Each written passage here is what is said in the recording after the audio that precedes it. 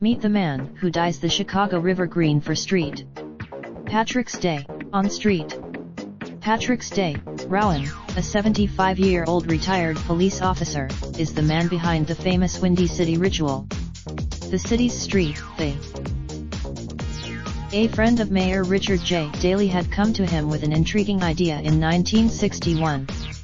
He had noticed Rowan's father, Tom Sr., worked on the police marine unit in charge of the department's patrol boats.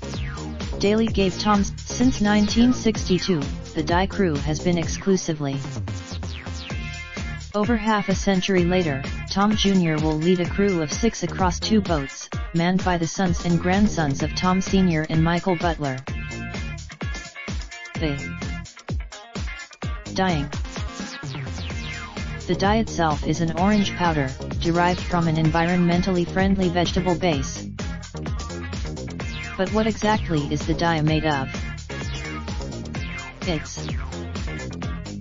Many other cities have tried and failed to replicate the dyeing process.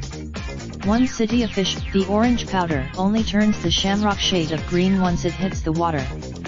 The magical 2 boats are required for the dyeing process. 1. The second boat is referred to as the mixmaster. The methods have changed over the years. 1. On the morning of the parade, the dye crew will be out on the water beginning at 9 a.m. 10 a.m. there. This street. Patrick's Day parade. The river only stays green for a few hours.